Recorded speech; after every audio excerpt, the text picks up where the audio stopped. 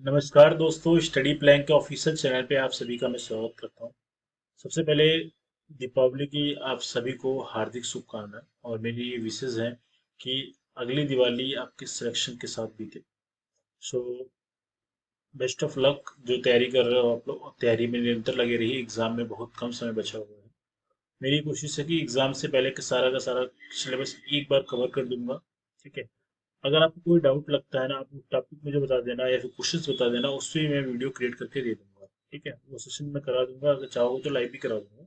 एक टाइम मतलब मेरे हिसाब से इवनिंग का टाइम या फिर मॉर्निंग का टाइम भी कर दूंगा। ठीक है, जैसा सुविधा रहे।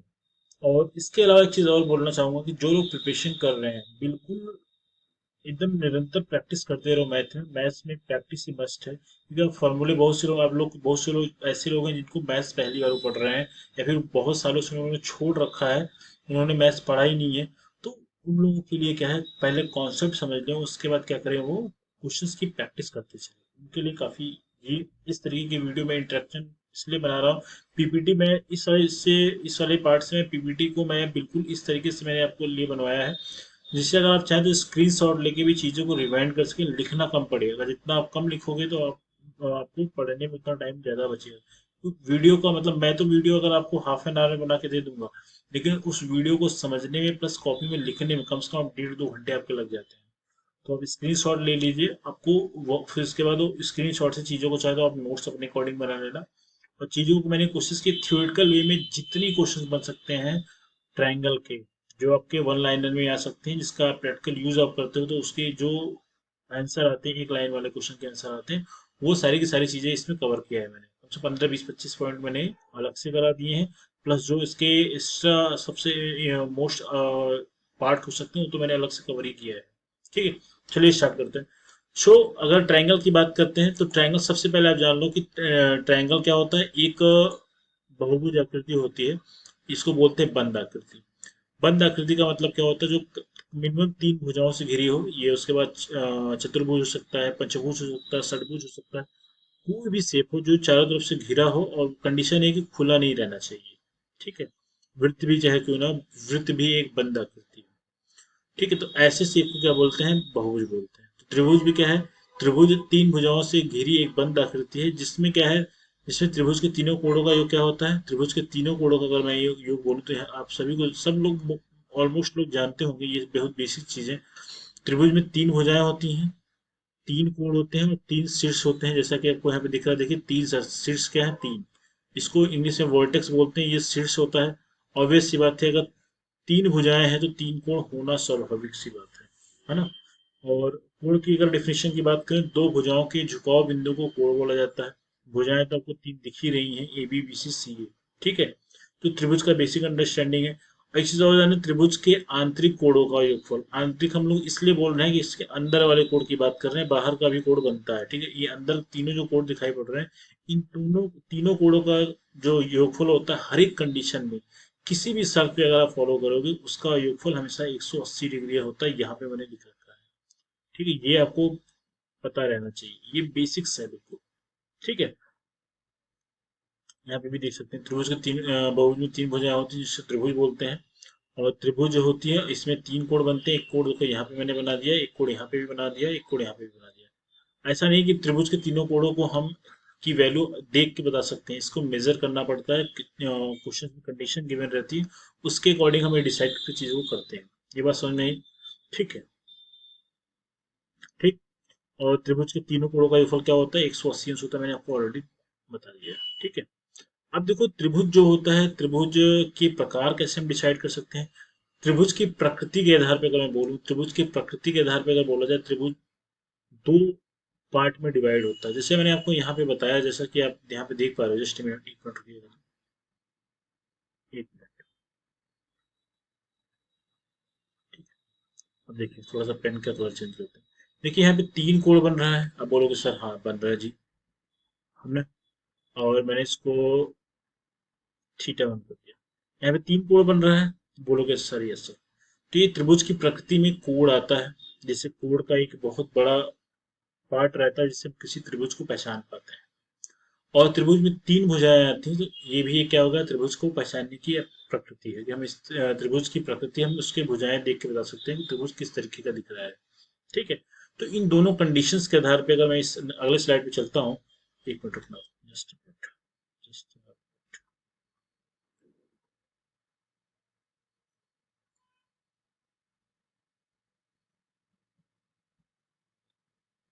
ठीक है। अगर त्रिभुज की प्रकृति के आधार पे अगर बोला जाए, जस्ट मिनट, देखिए अगर आपको यहाँ पे दिखाई पड़ा त्रिभुज की प्रकृति के आधार पर, त्रिभुज की प्रकृति के आधार पर त्रिभुज को दो प्रकार से बांट सकते हैं। एक क्या है, एक भुजाओं के आधार पर, जो कि आपको यहाँ पे नहीं लिखा हुआ, एक भुजाओं के आधार पर, दूसरा कोणों के आधार पर। तो भुजाओं के आधार पर त्रिभुज तीन प्रकार के होते हैं। समबाहु त्रिभुज, अभी आगे डिस्कस करेंगे समबाहु क्या होता है। एक समद्विबाहु त्रिभुज और तीसरा विषमबाहु त्रिभुज। नाम से बहुत सारे लोगों को बहुत सारी चीजें क्लियर हो रही होंगी। ठीक है। और कोणों के आधार पर देखा जाए तो कोण के आधार पर तीन तरीके से त्रिभुज होता है। एक होता है न्यून कोण त्रिभुज, समकोण त्रिभुज और अधिक कोण त्रिभुज। ठीक है।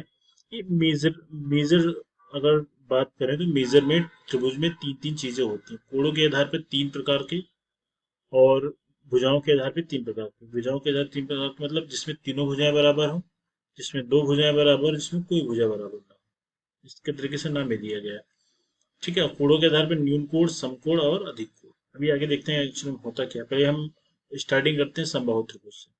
जैसा कि नाम है समबाहु, तो समबाहु का मतलब हो गया प्रत्येक भुजाएं बराबर रहेंगी। चाहे ए से बी तक की लंबाई देख लो, चाहे बी से सी तक की लंबाई देख लो, चाहे सी से ए तक की लंबाई, सबकी लंबाई मैंने ए मान लिया। एक चीज और आप जानो, नोट लगा के लिख लेना, नोट लगा के लिख लो कि किसी त्रिभुज में जितने कोण, जितनी भुजाएं बराबर होंगी उतने कोण बराबर होंगे। इसका उल्टा मैं बोल दूं, जितने कोण बराबर होंगे उतनी भुजाएं बराबर होंगी। ये दोनों सत्य है। ठीक है। अगर तीन भुजाएं बराबर है तो आप लोड लिख लो, अगर तीन भुजाएं बराबर है,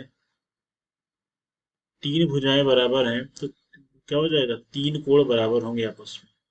मैं इसको डायरेक्ट बहुत शॉर्टकट में लिखूंगा, तीन भुजाएं क्या, तीन कोण बराबर होंगे, तीन कोण बराबर होंगे। ठीक है। ये सभी के लिए लागू होता है। दो अगर भुजाएं बराबर हैं तो क्या हो जाएगा, दो कोण बराबर होंगे। तो ये आप जान लो, अगर एक भुजा बराबर है तो एक भुजा तो बराबर हो नहीं सकता, क्योंकि पेयर तो बनेगा, जोड़े तो बनेंगे ना। ठीक है। अगर जोड़े बनेंगे तो भाई ये इसी तरीके से चीजें चलेंगी। जस्ट मिनट, एक चीज अभी आप लोग सब लोग बताना, अगर तीन भुजाएं बराबर हैं, मैंने इनडायरेक्टली बोला कि तीनों कोण बराबर हैं, त्रिभुज के तीनों कोणों का योगफल मैंने अभी जस्ट बताया कि किसी भी त्रिभुज में तीनों कोणों का योगफल कितना होता है, 180 डिग्री होता है। क्योंकि तीन बराबर भागों में बांटने का मतलब तीन से भाग देना पड़ेगा, तो मतलब ये वैल्यू कितनी आ गई, 60 डिग्री आ गई, 60 डिग्री आई। इसका मतलब अगर त्रिभुज के 180 अंश जो तीनों कोणों का योगफल होता है उसको तीन बराबर भागों में बांटोगे तो प्रत्येक को 60 अंश का आएगा। मतलब यह कोण भी 60 अंश, यह कोण भी 60 अंश और यह कोण भी 60, तीनों कोण कितने होंगे, 60-60 अंश के बनेंगे। ठीक है। और यहाँ पे आप वो चीजें पढ़ भी सकते हैं, तीनों भुजाएं आपस में बराबर हो तो समबाहु त्रिभुज कहते हैं। और समबाहु त्रिभुज के प्रत्येक कोण का मान 60 डिग्री तो क्यों होता है मैंने बता दिया। कंडीशन भी बता दी कि किस तरीके से चीजों को आप एनालिसिस कर पाओगे। ठीक है। इसके बाद चलते हैं। अब देखो इसमें जो लोग पहले से कुछ चीजों को जानते हैं उनके लिए एक और मैं यहाँ वीडियो शुरू करता हूँ। अगर ये चीज में जिसको डाउट लगेगा ना, मैं सेशन के लास्ट में या फिर इसके बाद वाले वीडियो में ये चीज को बिल्कुल सारी की सारी चीजें प्रूफ करके आपको दिखाऊंगा। ये चीजें याद करने की जरूरत नहीं होती, किस कैसे क्रिएट हुआ है वो बता दूंगा, तो आपकी चीजें समझ में आ जाएंगी। एक चीज और याद रखना, अगर आप कभी किसी भी टॉपिक का बेसिक समझ लेते हो तो उसका क्रिटिकल क्वेश्चन आसान हो जाता है। जैसे मैं हमेशा बोलता हूँ, आप लोग सुनते हो यार ये क्वेश्चन का ये जो फॉर्मूला है याद करने की जरूरत नहीं। मैं इसलिए बोलता हूँ कि मुझे फॉर्मूला क्रिएट करना पता है, बेसिक्स पता है। बेसिक्स अगर आपको, भले से आपको आधे घंटे ज़्यादा टाइम लगेगा, 15 मिनट टाइम ज़्यादा लगेगा किसी कॉन्सेप्ट को समझने में, अगर एक बार आपने समझ लिया ना तो एग्जाम में अगर आप चाहो तो केवल एक बार रिवाइज करके चले जाना, क्वेश्चन कभी मिस नहीं होगा, आपको चीज़ें याद रहेंगी। हाँ यार ऐसा किया था हम लोगों ने तो ये चीज़ें ऐसी आई थी। तो ये सबसे बड़ा बेनिफिट ये होता है। तो यहाँ पे जो लोग पहले से जिनको चीज़ें पता है तो ये कॉपी में ध्यान रखने के लिए कि रिवीजन के पॉइंट ऑफ व्यू से अगर देख रहे हैं तो वो इसका स्क्रीनशॉट ले कि संभावित त्रिभुज का क्षेत्रफल क्या होता है, √3/4 भुजा स्क्वायर या फिर ए स्क्वायर कहते हैं, इसका परिमाप क्या होता है। परिमाप के बारे में भी जिसको कुछ नहीं पता है, क्षेत्रफल के बारे में कुछ नहीं पता है, आयतन के बारे में जिसको कुछ नहीं पता है, इसके पहले मैंने एक मेंस्ट्रुएशन के बेसिक से वीडियो बनाया था, आप जाके वो देख लेना। सारी चीजें एकदम क्रिस्टल क्लियर हो जाएंगी। उसके बाद शीर्ष से लंबाई क्या होती है, डाले गए लंब की लंबाई होती है। मैं आपको थोड़ा सा आइडिया दे देता हूँ, अगर इस तरीके से बना है तो अगर ऊंचाई की बात करें तो लंब के शीर्ष से अगर लंब अगर डालोगे तो मतलब इसकी बात कर रहा है। क्षेत्रफल की अगर मैं बात करूँ, क्षेत्रफल किस तरीके से होता है, क्षेत्रफल आपको पता है कि अगर क्षेत्रफल की बात करोगे, मैंने आपको आइडिया बताया था, ये पार्ट जो होता है क्षेत्रफल होता है। तो इसका क्षेत्रफल कैसे निकाला जाएगा, तीनों भुजाएं बराबर है, तो √3/4 ई स्क्वायर से मैंने आपको ये फॉर्मूला दे दिया है। ये चीज समझेंगे, आगे समझेंगे। समबाहु त्रिभुज के अर्धवृत्त का त्रिज्या क्या होता है, अर्धवृत्त का मतलब हो गया, आगे ये चीज समझाऊंगा मैं। और परिवृत्त का मतलब होता है इसके अंतःवृत्त है, ये अर्धवृत्त नहीं है, अंतःवृत्त है ये, अंतःवृत्त है। ठीक है। अंतःवृत्त का त्रिज्या का मतलब, अगर त्रिभुज अगर बनाया जाए, इसके अंदर अगर एक वृत्त बनाया जाए तो इसकी इसकी त्रिज्या क्या होगी, है ना। और परिवृत्त का मतलब इसके बाहर जो अगर ऐसा हमने वृत्त बना दिया तो इसकी त्रिज्या क्या होगी, सेंटर से, यहाँ सेंटर है, यहाँ से इसकी दूरी कितनी होगी ये बताना होगा। तो ये चाहे तो आप कवर कर लो तो ज़्यादा अच्छा है। कभी कभी एग्जामिनर के मूड पे डिपेंड करता है कि वो कुछ भी पूछ सकता है, तो कुछ भी मतलब इससे बाहर तो नहीं पूछेगा, इतनी तो मैं गारंटी आपको दे देता हूँ। ये फार्मूला आप चाहो तो स्क्रीनशॉट करके नोट बना लो, मैं बाद में प्रूफ कराऊंगा तो ये चीजें आपको याद हो जाएंगी, मैं गारंटी आपको देता हूँ। ठीक है। अब आते हैं समद्विबाहु पे आते हैं। जैसा कि नाम है समद्विबाहु, सम मतलब बराबर, द्वि मतलब दो भुजाएं। किसी त्रिभुज में दो भुजाएं बराबर होंगी, सिंपल सी बात अभी जस्ट बताया आप लोगों को, दो भुजाएं बराबर होने का मतलब इसके सामने का एक कोण ये, इसके सामने का एक कोण ये आपस में बराबर होंगे। मतलब जो भुजाएं बराबर होगी उसके सामने का कोण, ठीक है, सामने के दो कोण बराबर होंगे। मतलब समझ रहे हो आप, अगर मैं ट्रायंगल इस तरीके से बनाता, ये त्रिभुज अगर इस तरीके से बना, बहुत ध्यान से समझना, बहुत अच्छे से समझ में आएगी चीजें। अगर इस तरीके से बनाया, मैंने बोल दिया कि भाई इस बार मैंने ये दो भुजाएं बराबर ले ली, कोई दो भुजा लेना है, कोई दो भुजा बराबर करोगे तभी समद्विबाहु बनेगी। तो अब कौन सा कोण बराबर होगा, तो आप बोलोगे सर इसके सामने का यह कोण और इस वाले के सामने का यह कोण, दोनों आपस में बराबर होंगे। इस बार यह कोण नहीं होगा, इस वाले कोण को हम नहीं लेंगे, क्यों नहीं लेंगे मैंने आपको रीजन बता दिया। दो भुजाएं बराबर होती है, दोनों भुजाओं के सामने का कोण बराबर होना चाहिए, ये रूल है, ये बेसिक्स है। आप अगर ये चीज समझ रहे हो तो पेपर में बेसिक से भी क्वेश्चन बनाएगा ना, तो आप वो चीज पकड़ लोगे। बाकी जो ये सब हिंदी में लिखा हुआ है आप लोग देख लो, त्रिभुज की तीन भुजाएं में जो भुजाएं बराबर होती हैं इसको समद्विबाहु त्रिभुज कहा जाता है, ये सारी चीज मैंने बता दी। इसका फॉर्मूला भी देख लेते हैं। ठीक है। ये देखो आप, तो ये चाहो तो इसको भी नोट कर लो यार। समद्विबाहु त्रिभुज के लिए सूत्र का फॉर्मूला क्या है, समद्विबाहु त्रिभुज का क्षेत्रफल कैसे निकालते हैं, ये आगे सारी चीजें मैं कवर करूंगा। ठीक है ना। 1/2 आधार गुणा ऊंचाई होता है, ये कब होगा, जब ये कंडीशन कुछ इस तरीके गिवन रहेगी और ये कुछ ऊंचाई गिवन रहेगी। अगर ऊंचाई गिवन है तभी ये फॉर्मूला आप लगा पाओगे, अन्यथा कभी नहीं लगा पाओगे, गारंटी है। मैंने आपको बताया था किस तरीके से क्षेत्रफल में चीजें करते हैं, है ना।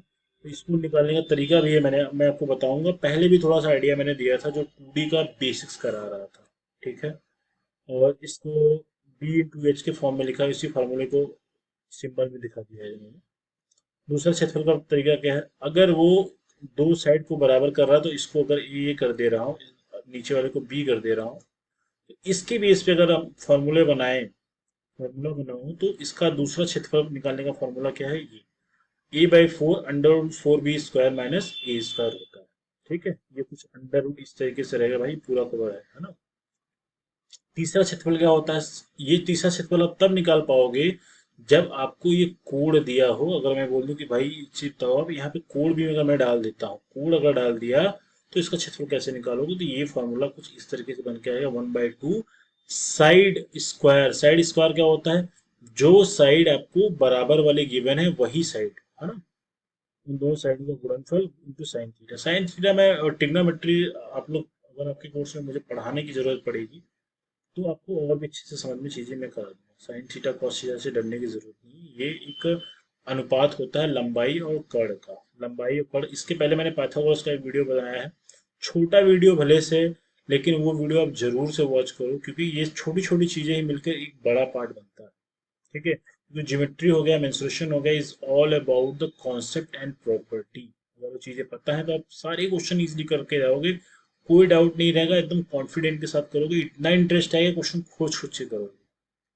और परिमाप तो सबको पता है, दो भुजाएं बराबर तो दो ए कर दिया, और तीसरी भुजा, तीनों को जोड़ के तीनों की बाउंड्री मेजर कर लेना तो परिमाप। अब आते हैं विषम बाहु पे, ये होना चाहिए। देखो विषम बाहु जैसा नाम है, तीनों भुजाएं आपस में बराबर नहीं होंगी, तो अगर इसको बोलूंगा, अगर यहाँ पे इसकी लेंथ कुछ और है, इससे कुछ और आएगी, इससे कुछ और आएगी। अब सब लोग बताओ मुझे, तीन भुजाएं बराबर नहीं है तो क्या तीनों कोण बराबर होंगे? आप तुरंत बोलोगे कि सर ऐसा हो ही नहीं सकता, क्योंकि आपने अभी जस्ट बोला है तीन भुजाएं बराबर तो तीन कोण बराबर, दो भुजाएं बराबर तो दो कोण बराबर, तीनों भुजाएं नहीं बराबर तीनों कोण बराबर नहीं होगा। अगर ये थीटा है तो ये थीटा वन हो जाएगा, बिल्कुल अलग अलग वैल्यूज आएंगी, ये हो जाएगा थीटा टू हो जाएगा। कुछ भी हो सकता है वैल्यू, है ना? बात समझ में आ गया? ठीक। तो बाकी जिसको परिभाषा पढ़ना तो यहाँ से पढ़े। तीनों भुजाएं अलग अलग लंबाई की होगी, इसको विषमबाहु त्रिभुज कहते हैं, और त्रिभुज में तीनों भुजाएं बराबर है तो इसका मतलब तीनों कोण भी अलग अलग बराबर होंगे। ठीक है, इसके लिए फॉर्मूला ये नोट करो, ये काफी इंपॉर्टेंट है एग्जाम में, इससे इसलिए क्वेश्चन मैं कहता हूँ बनेंगे। उसका रीजन आपको बता देता हूँ। इसका सबसे बड़ा रीजन ये है ना कि त्रिभुज में तीन भुजाओं का यूज करके ही आप उसका क्षेत्रफल निकालते हो, है ना? तो ये जो फॉर्मूला यहाँ पे देखो, ये जो पहले जो फॉर्मूला लिखे हैं, ये पहले भी मैंने आपको बताया है, मगर आप वो चीज अगर पकड़ पाए होगे तो समझ गए होगे। क्योंकि जानते हो क्या, जो under root three by four a square आपको दिख रहा था, चाहे आपने बोल लिखा था a by four under root four b square minus a square, जो सब द्विबाहु त्रिभुज का क्षेत्रफल बताया था आपको, ऊंचाई वगैरह की बात नहीं कर रहा, आप ऊंचाई भी यहाँ से भी निकाल सकते हो। ये सारी की सारी चीज इसी से क्या हुई, इसी से जनरेट हुई है, इसी से उत्पन्न हुई है, इसी से बनाई गई है, कंडीशन डाल की चीजें करी गई हैं। वो भी चीजें समझाऊंगा मैं आपको। अगर कूड़ की बात करता है, अगर कुछ इस तरीके से भी हिसाब किताब बना दिया इसने कि अगर मान लो भाई ये, ठीक है, अगर मैंने बोल दिया कि ये ए बी है और ये सी बोल दिया, तो इसका जो क्षेत्रफल निकालो क्या, one by two A B sine theta होता है, मैंने आपको ऑलरेडी बताया था। ठीक है, ये सब चीजें मैंने पहले आपको कवर कर रखी है। जिसको अभी भी डाउट है तो नेक्स्ट वाले वीडियो तक बने रहना, या फिर हो सकता है मेरा टाइम अगर ज़्यादा नहीं लगेगा, अगर विद इन लिमिटेड टाइम सारी चीज़ें हो रही तो मैं ये सारी चीज़ें भी कवर करूंगा। बट ये है कि एक दो वीडियो में चीज़ें जाएंगी, बट बहुत अच्छे से जाएंगी। अब त्रिभुज के अर्ध परिमाप, अर्ध परिमाप इसको बोलोगे, अर्ध परिमाप मतलब पूरा परिमाप क्या होता है जरा बताओ? पूरा परिमाप की बात करोगे तो तीनों भुजाओं की लंबाई जोड़ोगे। अर्ध लगा है मतलब आधा करोगे, आधा करने का मतलब वन बाई टू से गुना करोगे। सिंपल सी बात है, ये सबको समझ में आ रहा है। ठीक है, वे किया है इसने। क्षेत्रफल क्या का मतलब क्या है, very very very important formula है भाई।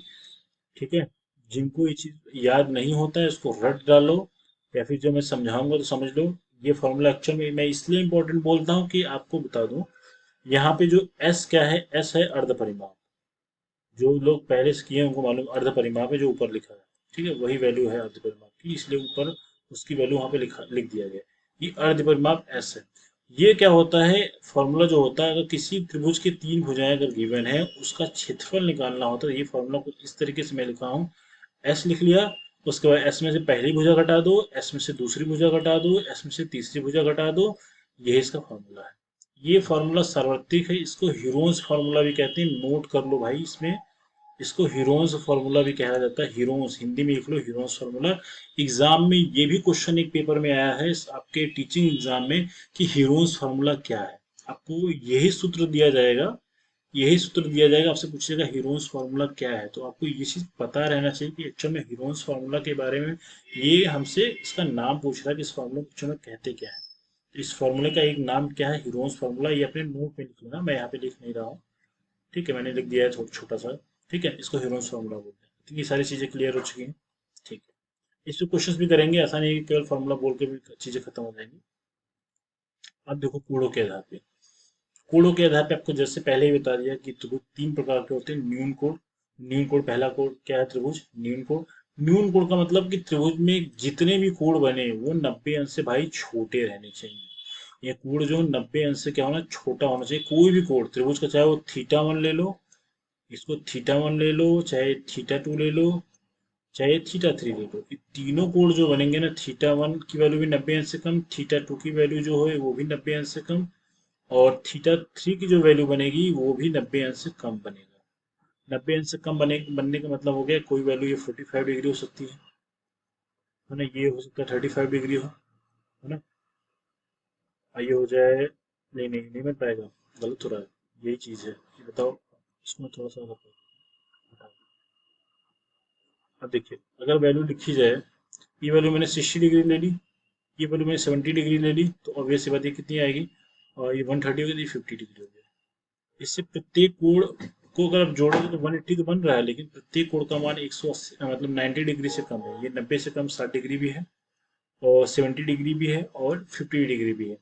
तो इसको बोलते हैं न्यून कोण त्रिभुज, इसको बोला जाता है न्यून कोण त्रिभुज, है ना। ये न्यून कोण त्रिभुज है। ये भी आपको समझ में आ गया। तो इसमें सारी चीजें लिखी भी हैं, चाहो तो आप यहाँ से स्क्रीनशॉट लेके अपना काम कर सकते हो, चीजों को सुनो जो मैं बोल बता रहा हूँ, जो एक्सप्लेन कर रहा हूँ। अब आते हैं त्रिभुजों के लिए फॉर्मूला, जो न्यून कोण के लिए सूत्र लिखोगे, तो क्षेत्रफल वाला हिसाब किताब भाई देखो वही रहेगा, ये त्रिभुज इसी तरीके से बनेगा, त्रिभुज वही बनेगा, है ना। इसमें ए लिखोगे या बी लिखोगे, और यहाँ पे एच का मतलब ये हाइट यहाँ से यहाँ तक दे दी गई है। अच्छा एक चीज बताओ, मुझे अभी समझ डाउट हो रहा है थोड़ा सा, लोगों को डाउट आता है तो इसलिए मैं पूछा। अगर मैं यहाँ पे एक लाइन ड्रॉ कर दूं, एक लाइन यहाँ पे ड्रॉ कर दूं, एक लाइन यहाँ पे ड्रॉ कर दूं, ये बताओ कि इसमें इसको ए बी बोलता हूँ, इसको सी डी बोला भाई, इसको ई एफ बोल दिया, और इसको जी एच बोला। अब ये बताओ मुझे विद रीजन बताना कि इसमें ऊंचाई कौन सी हो सकती है। क्या हम ए बी को ऊंचाई ले सकते हैं, ई एफ को ले सकते हैं, एच जी को ले सकते हैं? अगर नहीं ले सकते उसका रीजन क्या है ना। इसका रीजन तो कुछ होना चाहिए कि आप क्यों ले ले, आपका जो मन करेगा वैसे थोड़ी कर लोगे। तो आप बोलोगे जो मैंने यहाँ पे सी डी लिखा है वही इसकी ऊंचाई होगी, बाकी नहीं होगी, यही इसकी ऊंचाई होगी बाकी नहीं। उसका मैं रीजन आपको बता देता हूँ। ऊंचाई शीर्ष बिंदु से आधार पे अगर खींची गई वो सबसे बड़ी रेखा होती है ना, जिससे आप उसके अगल बगल कोई और रेखा खींचो तो वो उससे बड़ी ना जाए। आप यहाँ पे देख रहे हो ए बी की लंबाई सी डी से छोटी है, ई एफ की लंबाई सी डी से छोटी है, जी एच की लंबाई सी डी से छोटी है। इसका मतलब सबसे बड़ी जो लाइन है, जो शीर्ष से अपने आधार पे खींचा है, वही सबसे बड़ी रेखा होगी, वही होगा क्या होगा, ऊंचाई होगा। बाकी सब क्या हो जाएंगे, खारिज करता हूँ मैं। ठीक। चलो, न्यून कोण के लिए परिमाप, परिमाप तो सबको पता है, इसके लिए बात ही मत करो उसको तो। ठीक है, क्षेत्रफल की बात करोगे, क्षेत्रफल वही तरीका रहेगा, क्योंकि सारा कुछ वही रहता है। न्यून कोण का मतलब तीनों भुजाएं, तीनों कोण बराबर नहीं रहेंगे, या फिर बराबर भी हो सकता है। ए बी सी अगर ले लिया जाए तो उसका क्षेत्रफल कैसे निकालते हो, अंडर रूड एस माइनस, ये कैसे होगा मैंने बता दिया। पहला ले लिया, पहली भुजा अर्ध परिमाप अंडर रूट एस ले लिया, इंटू एस माइनस, ये पहली भुजा निकाल दिया, फिर उसके बाद दूसरी भुजा माइनस करोगे, एस माइनस बी करोगे, उसको तीसरी भुजा माइनस कर दोगे। तो याद करने का तरीका यही है, पहले एस लिख लिया, उसके पहली भुजा को घटा दिया, उसके बाद दूसरी भुजा को घटा दिया, उसको तीसरी भुजा को घटा दिया, बस यही फॉर्मूला लिखने और याद करने का तरीका है। और ये फॉर्मूला तो ऑलरेडी मैं बता चुका हूँ, 1/2 बी साइन थीटा कब आता है, जब अगर दोनों भुजाओं के बीच में एक कोण दिया हो, दो भुजाएं अगर दी गई हो इस तरीके से, अगर इस तरीके से, अगर ए है ये बी है ये थीटा गिवन है, तो इसका क्षेत्रफल होता है 1/2 A B sine theta, 1/2 A B sine theta होता है। ये एक क्षेत्रफल निकालने का तरीका है, जब कोण भुजाओं, दो भुजाओं के साथ एक कोण दिया गया हो तो। और क्षेत्रफल तो यहाँ पे है 1/2 ए बी साइन, ये आपको दिख शायद नहीं रहा होगा, मैं लिख देता हूँ 1/2 बेस इंटू हाइट। ये सभी के लिए एप्लीकेबल होता है, ऐसा नहीं कि केवल न्यून में लगा दिया, अधिक में लगा दिया, ऐसा कुछ भी नहीं है। हर एक जगह वैलिड होता है, बस आपको लगाने का तरीका बताना चाहिए।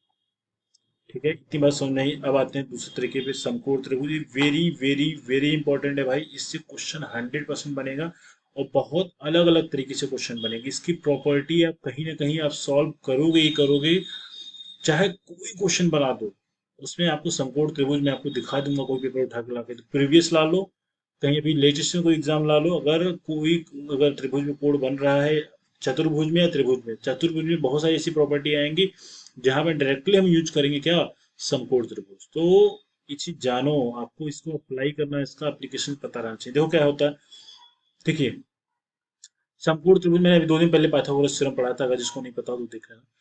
और ऐसा त्रिभुज जिसमें एक कोण एटलीस्ट 90 डिग्री, ये चीज है। तो आपको एक चीज और बता देता हूँ, किसी त्रिभुज में सबसे बड़ा जो कोण होता है ना, उसके सामने सबसे बड़ी भुजा पड़ेगी, सबसे बड़ी भुजा है भाई, ये भी एक आप कॉन्सेप्ट है, नोट कर लो, सबसे बड़ी भुजा है ये, आप नोट कर लो। ठीक है, और सब, इसका उल्टा अगर मैं बोलूं, सबसे बड़ी भुजा के सामने सबसे बड़ा कोण बनेगा, यह भी सत्य है।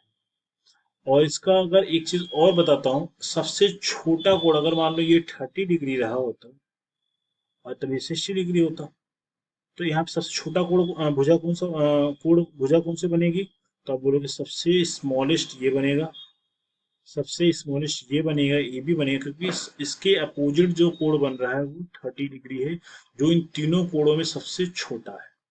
ये बात समझ में आई आपको? अगर ये चीज समझ में आ गई तो वेरी गुड। ठीक है। ठीक। और त्रिभुज में एक कोण अर्थात 90 अंश का, जो चीजें मैं बता रहा हूँ उसी लिखा है, पढ़ो उसको। ठीक है। इसके लिए फॉर्मूले क्या बन सकते हैं? देखो, समकोण त्रिभुज के लिए जो फॉर्मूले बनेंगे ना, समकोण त्रिभुज के लिए जो फॉर्मूले बनेंगे वो ऑलमोस्ट पहले वाले ही हैं। इन्होंने क्या लगा, इस वाले में मैंने यहाँ पे क्या लिखवा रखा है, ये इसलिए लिखवा रखा कि ये वेरी इंपॉर्टेंट है भाई। ये क्यों लिखा गया है मैं आपको ये रीजन बता देता हूँ। अगर अगर अगर ये समझो, आप इस चीज को थोड़ा सा मैं अगर क्लीन कर देता हूँ, इसको हटा देता हूँ, नोट तो आप लोगों ने कर लिया होगा मुझसे। अगर मैं यहाँ पे क्या लिखता हूँ, इसको मैं अगर विकर्ण बोलूंगा, क्योंकि किसी त्रिभुज में, नोट करते चलो मैं जो बोल रहा हूँ, विकर्ण, किसी त्रिभुज में सबसे जो बड़ी भुजा होती है विकर्ण होती है, हमेशा ये सत्य रहेगा। अगर तीन भुजाएं मैंने अगर दे दी आपको, तो तीनों भुजा में सबसे बड़ी वाली जो लेंथ रहेगी वो त्रिभुज का विकर्ण हर एक कंडीशंस में रहेगा। इसमें आपको न तो सोचना है, न कुछ देख कर करना है, आपको देखना है, बस बता देना यही इसका विकर्ण है। ठीक है। बाकी शेष जो भुजाएं रहती हैं वो, चाहे आधार कोई भुजा बन जाए, कोई फर्क नहीं पड़ेगा। डिपेंड करता है कि वो आपने कोड कौन सा ले रखा है। वो मैंने आपको पहले वाले पाइथागोरस में कवर किया। इसको मैंने लंब ले लिया, जैसा आप मामूमन लेते हो। तो जो पाइथागोरस प्रमेय का जो सिद्धांत है, विकर्ण का जो स्क्वायर होता है भाई, याद कर लो, बहुत इंपॉर्टेंट चीज है। विकर्ण का जो स्क्वायर है लंब का स्क्वायर प्लस आधार का स्क्वायर। ठीक है। ये फॉर्मूला आपको पता रहना चाहिए। अगर आपको ये फॉर्मूला पता है, तो इसके बेस से बहुत सारे क्वेश्चंस आगे भी आप करोगे, है ना। इसके यूज से पाइथागोरस ट्रिपलेट आप सॉल्व कर सकते हो, त्रिभुज पहचान सकते हो, त्रिभुज की प्रकृति भी निकाल सकते हो, जो मैंने आपको पीछे वाले वीडियो में कवर किया है। ठीक है। तो इतना डिटेल में यहाँ पे नहीं कवर कर पाऊंगा क्योंकि टाइम नहीं है, क्योंकि सारी चीजों को अगर एक वीडियो में कंबाइन करूंगा तो एक वीडियो काफी बड़ा बन जाएगा। ठीक है। ठीक है। चलो यार, इतना बहुत सारा हो रहा है इसमें। तो एक चीज और भी कह देता हूँ, जो लोग को अगर ये सब सारी चीज समझ में आ रही है, तो आप लोग वीडियो को लाइक करो यार, लाइक करिए, और इसको सब्सक्राइब भी चैनल करो, क्योंकि मुझे थोड़ा सा कॉन्फिडेंट लगता है। अदरवाइज मुझे लगता है पढ़ा रहा हूँ, पता नहीं आपको चीजें समझ में आ ही रही है कि नहीं आ रही है, या फिर आप देख रहे हो कि नहीं देख रहे हो, थोड़ा सा दिखा भी बंद कर दिया क्या, मतलब ये मुझे एक, अगर आप कमेंट भी करोगे तो मुझे थोड़ा सा चीज समझ में आएगी। चाहे ऐसा नहीं कि पॉजिटिव कमेंट करो, अगर आपको लग रही चीजें कमेंट के माध्यम से, अगर कुछ अगर लग रहा कि मैं कुछ नेगेटिव चीजें भी हैं, तब वो भी बेशक लिखिए, वो मैं उस चीज का भी स्वागत करूंगा, तो जिससे मैं आगे वाले सेशंस में उन चीजों को और अच्छा कर सकूँ। ठीक है। जैसे कुछ लोगों ने कमेंट किया था कि सर, पीपीटी है, जो पीपीटी थोड़ा सा इंटरेक्टिव बनाइए, जिससे हमें ज़्यादा आप लिखते हो तो लिखने में बहुत सारी चीज़ें कभी कभी क्या छूट जाती हैं, क्योंकि बोलने के दौरान तो आप बोल देते हो, तो लिखते नहीं हो पूरी चीज़ें। ये बात मैं मानता हूँ। इसलिए मैं पीपीटी इस बार ऐसा क्रिएट करा के लाया हूँ कि जिससे आपको चीज़ें इजीली समझ में आ जाए। ठीक है। अब देखो भाई, इतनी बात समझ में आई। अब देखो, इससे फॉर्मूला की बात करते हैं, तो ये मैंने फॉर्मूला आपको बता दिया। यही फॉर्मूला समकोण त्रिभुज में अधिकतर लगता है, ये याद कर लेना। इससे क्वेश्चन में एग्जाम में आने की संभावना 100% है कि इससे क्वेश्चन बनते हैं।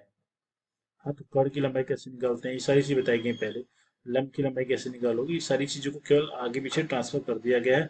फार्मूला आप क्या यूज करोगे, जो फार्मूला मैंने यहाँ पे बताया, यही फार्मूला यूज करके उन्होंने कर्ण आधार विकर्ण, अगर लंब निकालना हो तो क्या करोगे, सब सबको समझ में आ रहा है। लंब का स्क्वायर निकालना, तो विकर्ण का जो स्क्वायर है उसके स्क्वायर में से आधार का स्क्वायर क्या करोगे, माइनस करोगे, यही करोगे। तो यही कर करके उसको 3 4 5 6 फॉर्मूले बना दिए हैं यहाँ पे, जो आपको लिखा है, जो आपको किताब में दिखाई पड़ता रहता है, वो भी आप देख लो। ठीक है। और इसका क्षेत्रफल आपको पता है कि इसमें ऊंचाई तो ऑलरेडी गिवन रहती है, क्योंकि अगर ये, सॉरी, इसमें देखो आपको ये हाइट, लंब है तो मतलब ये हाइट ही होगी, ऑब्वियस सी बात है, हाइट है। ये आधार तो हम खुद ही बोल रहे हैं आधार है, तो आधार भी लिख लो। इसका क्षेत्रफल क्या होगा जरा बता दो, 1/2 आधार गुणे ऊंचाई, आधार को बी दिया है, ऊंचाई को हमने एच लिया है, तो 1/2 बेस इंटू हाइट होगा। ये इसका क्षेत्रफल है भाई, समझ में आया बात? Very good। ठीक है। अब आते हैं तीसरे प्रकार के त्रिभुज पे, इसको बोलते हैं अधिक कोण त्रिभुज। अधिक कोण त्रिभुज का मतलब होता है कि किसी त्रिभुज में अगर त्रिभुज में कोण का मान 90 अंश से ज्यादा हो, है ना। एक कोण का मान 90 अंश से ज्यादा हो सकता है, दो कोण का मान 90 अंश से ज्यादा नहीं हो सकता, क्योंकि त्रिभुज में तीनों कोणों का योगफल क्या होता है, 180 अंश होता है। जब दो कोण ही 90 अंश से ज्यादा हो जाएंगे तो क्या त्रिभुज एग्जिस्ट करेगा? बिल्कुल कतई नहीं करता है। तो इसमें याद रखो कि एक कोण, एटलीस्ट एक कोण जो बनता है उसकी वैल्यू 90 अंश से ज्यादा हो, बाकी नहीं। बाकी क्यों नहीं होगा, मैंने आपको उसका रीजन बता दिया। एक कोण की वैल्यू 90 अंश से क्या हो, ज्यादा हो। यहाँ पे ये वैल्यू कितनी है, थीटा है। थीटा की वैल्यू 90 अंश से ज्यादा है, तो ये वैल्यू लमसम में अगर आप देखोगे, देखने से लग रहा है कि तकरीबन ये 120 डिग्री का कोण बन रहा है। ठीक है। ठीक है। फिर 90 इस तरीके से बनता है, अगर जितना झुकाओगे ये वैल्यू उतनी बढ़ती चली जाएगी, है ना। बाद में यहाँ पे आएगा तो क्या होता है, 180 अंश हो जाता है, उसको सीधी रेखा का कोण बोलते हैं। तो अधिक कोण त्रिभुज वह कोण त्रिभुज होता है जिसमें त्रिभुज के आंतरिक कोणों का अनुपात योगफल, बाहर के कोण का नहीं, बाहर के कोणों का योगफल अलग होता है, आंतरिक कोणों का योगफल जो होता है 180 डिग्री होता है, ये बात आप समझ लेना। ठीक है, ये चीज आप नोट कर लेना, समझा ये बात। अब इसके लिए फॉर्मूला लिख लो भाई।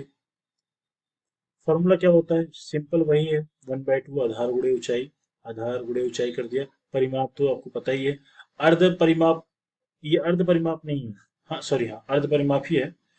ये कुछ ऐसा लिखा जाता है, कंफ्यूजिंग ये है ना कि ये ऐसा लिखा जाता है, हिंदी में टाइप करने वाले फिर इशू उनको प्रॉब्लम होती है, तो ऐसा नहीं करते, पढ़ने में आ रहा है अर्ध परिमाप। तो ये अर्ध परिमाप हो गया भाई, ठीक है।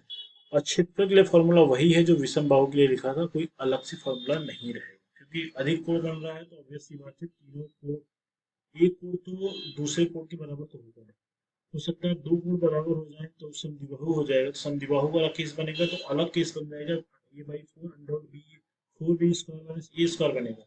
लेकिन अगर ऐसा केस बन रहा है तो तीनों कोण बराबर नहीं, तो फॉर्मूला आपको यही लगाना है किसी भी हाल में, जो मैंने नीचे क्षेत्रफल का लिखा है। अगर अगर भुजाएं बराबर नहीं है तो आपको हर हाल में यही लगाना है, ठीक है। आगे मैं समझाऊंगा कि भुजाएं ना बराबर हो तो किस तरीके से यूज करते हैं, अभी बराबर हो तो किस तरीके से एक ही फॉर्मूला यूज करते हैं, ठीक है। अब देखो कुछ पॉइंट्स लिखा है, बताऊंगा त्रिभुज की विशेषता, ये पॉइंट आप लोग कॉपी में नोट कर लेना, वेरी वेरी वेरी इंपॉर्टेंट है, इससे भी क्वेश्चन एग्जाम में बन सकते हैं। पहला तो मैंने बता रखा है, त्रिभुज के तीनों कोण जो होते हैं उनका योगफल 180 होता है, ये पाई रेडियन में होता है, इस बात को भी याद रखना। हाँ, जैसे आपने सीटेट में देखा होगा, उस लेवल में क्वेश्चंस का तो थोड़ा बारीक घुस जाता है ना। एक रेडियन की वैल्यू कितनी होती है, एक, अगर रेडियन की वैल्यू का बताया जाए, एक रेडियन की वैल्यू क्या होता है, एक रेडियन की वैल्यू, ये भी आप नोट कर लो भाई, ये भी पूछ सकता है, एक रेडियन की वैल्यू होता है 57 डिग्री 16 मिनट 32 सेकंड, ऐसा कुछ है, ठीक है। ये शायद 32 नहीं है, शायद कुछ और है, 57 डिग्री 16 मिनट 32 सेकंड ऐसा कुछ है ना। आप चाहे तो इसको कंफर्म कर लेना, मगर ये स्टार्टिंग के दो तो सही है, ठीक है। ऐसा तो ये भी चाहे तो आप नोट कर लेना, एक रेडियन का मान डिग्री में कितना होता है, एग्जैक्ट मान कितना होता है, 57 डिग्री, ये डिग्री है भाई, सॉरी, 57 डिग्री 16 मिनट 32 सेकंड है। आप इसको चेक करना, 32 सेकंड है या फिर 36 सेकंड है, वो चीज देखना पड़ेगा, ठीक है। बट ये कि 57 डिग्री 16 मिनट तो एकदम पक्का सही है। त्रिभुज के तीनों त्रिभुज में तीन शीर्ष होते हैं पता है, त्रिभुज में तीन भुजाएं होती है पता है, त्रिभुज में तीन कोण होते हैं पता है, ठीक है। तो ये तो पता है सबको।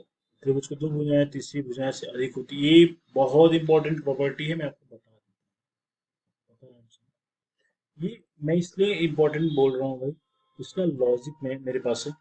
देखो त्रिभुज में कोई त्रिभुज तब बनेगा, त्रिभुज के बनने की शर्त हेडिंग लगा लो, त्रिभुज के बनने की शर्त, बनने की शर्त, ये इसका स्लाइड में नहीं है, बनने की शर्त, ये आप लिख लो।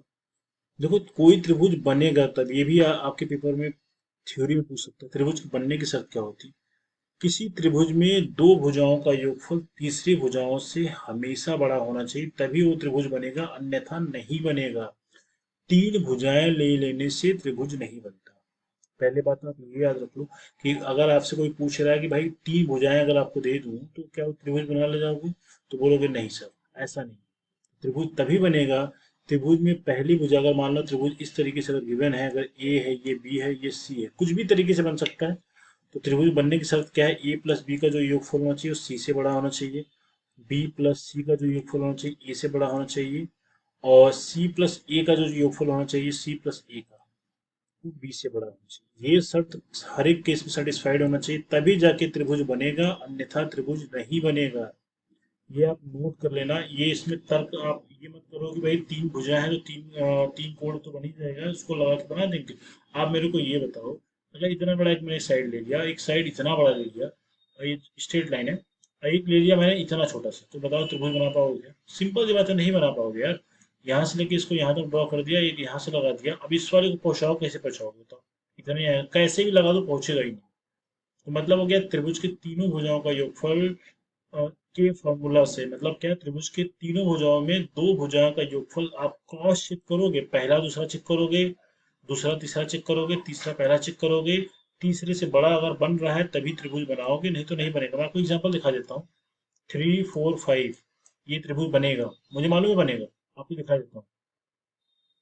3 + 4 का अगर योगफल करोगे 5 से बड़ा है, 5 से बड़ा है। 4 ये 4 होगा, 4 3 7 बड़ा है। अब 4 और 5 कर लो, किससे बड़ा है? 3 से बड़ा है। 5 + 3 कर लो, ठीक है, 4 से बड़ा है। अब चेक कर लीजिए सब कुछ सेटिस्फाइड हो रहा है। नहीं सेटिस्फाइड होगा तो त्रिभुज बनेगा नहीं। समकोण त्रिभुज 3 होता है, 4 होता है, 5 होता है। इसका स्क्वायर का जो योगफल होगा ये इसके स्क्वायर के योगफल के बराबर होगा। ये समकोण त्रिभुज की प्रॉपर्टी है, मैंने पाइथागोरस थ्योरम में बताया था। आपसे ये भी बोला था कि इस चीज को आप एकदम दिमाग में चिपका लो। पाइथागोरस जब थ्योरम पढ़ा रहा था तब, है ना, वहां पे भी त्रिभुज की प्रकृति निकाला सिखाया था कि त्रिभुज की भुजाओं यूज करके हम किस तरीके से उसकी प्रकृति पहचानते हैं। ठीक है, अब आते हैं पीछे। ये तीसरा पॉइंट समझ में आया, समझा दिया मैंने। त्रिभुज के दो भुजाओं का अंतर तीसरी भुजा छोटी होनी चाहिए। इसका रिवर्स भी करोगे तो सही है भाई, लेकिन जो मैं चीज़ यहाँ बताई यही इंपॉर्टेंट एग्जाम में आता है। अगर ऐसा भी कर दो, A - B है, ये ऐसा होना चाहिए। B - C है, ये ऐसा होना चाहिए। C - A है, ये ऐसा। मतलब क्या हो गया? अगर ये अंतर के फॉर्म में कहा जाए तो याद रखना दो भुजाओं का अंतर तीसरी भुजा से छोटा होना चाहिए। ठीक है, अंतर वाला केस है ये, अंतर वाला केस है, और ऊपर का क्या था? प्लस वाला केस था। ठीक है, ये धन वाला केस था या फिर प्लस वाला केस था। धन वाले कंडीशन क्या होगा? अगर योगफल करके अगर चीजें को चेक करोगे, योगफल वाला लिखो। योगफल वाला कंडीशन में ये कंडीशन बनती है जो यहाँ पे लिखा है, ये याद रखना, वेरी वेरी वेरी इंपॉर्टेंट है, आपको पता रहना चाहिए। त्रिभुज आप पढ़ रहे हो, त्रिभुज को बनने की शर्तें नहीं पता है तो क्या, किस लिए त्रिभुज पढ़ रहे हो? है कि नहीं? बेसिक्स का फार्मूला तो पता ही होना चाहिए। अगर ये नहीं पता तो फिर दिक्कत है, चीज जानते रहो, इसमें डाउट नहीं होना चाहिए। अब देखो, यही बता दिया आपको, त्रिभुज की दो भुजाओं का योगफल तीसरी भुजा से बड़ा होता है, आपको पता है। ठीक है, अभी बिना योगफल बराबर हो तीसरे से बड़ा अगर नहीं हुआ तो त्रिभुज बनेगा ही नहीं। त्रिभुज की दो भुजाओं का की मापों का अंतर तीसरी भुजा से कम होता है।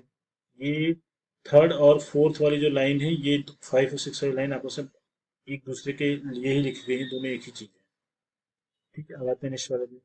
त्रिभुज की दो भुजाओं के संगत कोण बराबर होते हैं, उनकी संगत भुजाएं का अनुपात, ये तब बताऊंगा मैं आपको जब आपको समरूप पढ़ाऊंगा, सिमिलर ट्रायंगल पढ़ाऊंगा। जो लोग थोड़ा सा जिनको आइडिया है, चाहे तो ये स्क्रीनशॉट ले लें, इसको याद रखें। ठीक है, ये सिमिलर ट्रायंगल जब पढ़ाऊंगा, अगर इतना टाइम मुझे मिल गया, सिमिलर ट्रायंगल का मतलब समरूप त्रिभुज जब पढ़ाऊंगा मैं आपको, तो ये चीजें बताऊंगा। अगर एग्जाम के पॉइंट ऑफ व्यू से, जो पेपर में तो अभी तक ऐसा क्वेश्चन नहीं बना है, मगर इसका एक फॉर्मूला बनता है, क्षेत्रफल का अनुपात परिमापों का अनुपात का क्या होता है, ऊंचाइयों का अनुपात क्या होता है समरूप त्रिभुज में। तो वो केस वाला अगर जरूरत पड़ेगी तो किसी वीडियो में इसको कवर कर लूंगा। ठीक है, ये आप पढ़ लो, क्योंकि ये पढ़ा नहीं है, ये थोड़ा सा पढ़ाना पड़ेगा तभी ये चीजें मैं समझा पाऊंगा। देखिए यहाँ पे किसी त्रिभुज का, तो ये देखो वही चीज है जो मैं आपको अभी जस्ट बताया। किसी त्रिभुज की एक भुजा का वर्ग अन्य भुजाओं के वर्गों के योगफल के बराबर हो तो वो त्रिभुज का तो समकोण, अभी जस्ट बताया है मैंने। बोलिए ये देखो, ये एक त्रिभुज है 3 4 5, ये 3 है, 4 है, ये 5 है। ठीक है, इसका स्क्वायर करो कितना आएगा? बोलोगे 3 का वर्ग करोगे तो 9 आएगा। इसका वर्ग करो कितना आएगा? 16 आएगा। इसका वर्ग करो कितना आएगा? 25 आएगा। आप बताओ, 9 + 16 को ऐड करो कितना आएगा? 25 आएगा। 25 मतलब क्या होगा? 3 का स्क्वायर + 4 का स्क्वायर, ये वैल्यू किसके बराबर आ रही है? 5 का स्क्वायर आ रहा है कि नहीं आ रहा है? हाँ, जब जब दो चीजें बराबर हों, विकर्ण का जो स्क्वायर हो आधार का स्क्वायर प्लस लंब का स्क्वायर के योगफल के बराबर हो, तो वो हमेशा 90 अंश पूर्ण होता है, इसको संपूर्ण त्रिभुज कहते हो। वही चीज यहाँ पे बोला जा रहा है। ठीक है, बात समझ में आ गई? तो आज के वीडियो में काफी चीजें मैंने आपको कवर करी है, और कोशिश ये करी है कि कम समय में ज्यादा कंटेंट कवर किया जाए, जिससे आपको चीजें आसान लगे, क्योंकि इस वीडियो में अब ज्यादा चीजें नहीं कवर करूँगा, वीडियो काफी बड़ा हो रहा है। नेक्स्ट वाले वीडियो में जितने कॉन्सेप्ट बताए कोशिश करूंगा एक बार फॉर्मूले को डिराइव कर दूंगा, जिससे आपको चीजें याद रहे, और इसके बेस पे क्वेश्चंस भी करा दूंगा, जो कि इंपॉर्टेंट है। एग्जाम में क्वेश्चंस आएंगे, और जो थ्योरी पढ़ा रहा हूँ थ्योरी से भी क्वेश्चन बनते हैं भाई, ऐसा नहीं कि थ्योरी से क्वेश्चन नहीं आएंगे। तो चीजें समझ में नहीं आएगा तो क्वेश्चन कैसे करोगे? ठीक है, तो आज की वीडियो में इतना ही करेंगे। सो लास्ट टाइम ये भी कहूंगा कि अगर आप वीडियो को फर्स्ट टाइम व्यूअर है, अगर आपको थोड़ा सा भी, अगर 5% 10% भी अगर आपको लग रहा है कि हाँ चीजें सही चल रही है ना, मैं अपनी अपनी तरफ से चीज़ें 100% सही करने की कोशिश कर रहा हूँ कि चीज़ें आपकी एग्जाम ओरिएंटेड पढ़ाई जाए। और तो चैनल को प्लीज़ सब्सक्राइब करें, जिससे थोड़ा सा हमें भी मोटिवेशन मिलता है। एंड अपने दोस्तों में शेयर करें। और जिनको इसकी ज़रूरत है, जिनको थोड़ा सा कोचिंग से नहीं कर पा रहे हैं या फिर सही कंटेंट नहीं पढ़ पा रहे, मैं यहाँ पे मैथ्स रीजनिंग सारा कवर करा दूंगा आपको, है ना। तो कोशिश करूंगा एग्जाम से पहले एक बार रिवीजन करा दूँ, थोड़े बड़े बड़े वीडियोस बनाने पड़ेंगे तो भी करा दूंगा, है ना। अगर कम्युनिटी बनती है तो लाइव सेशन भी चलाए जा सकते हैं, बट एक कम्युनिटी अभी नहीं बन पा रही है, मेरा चैनल नया है। और ठीक है, तो पता नहीं लोग इतने लोगों तक पहुंच पाए कि ना पहुंच पाए। लाइव सेशन पढ़ाने में दो तीन बच्चे आ रहे हैं, फिर कोई नहीं आ रहा, तो वो भी चीज़ें थोड़ी सी नेगेटिव चली जाती हैं। So thank you so much and best of luck and once again happy Diwali.